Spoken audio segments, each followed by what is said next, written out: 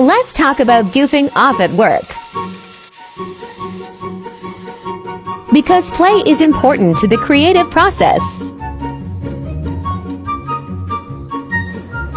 It's not about trying to make a sellable product. It's about exploring, experimenting, and finding joy in your work. Sometimes these experiments turn out beautifully.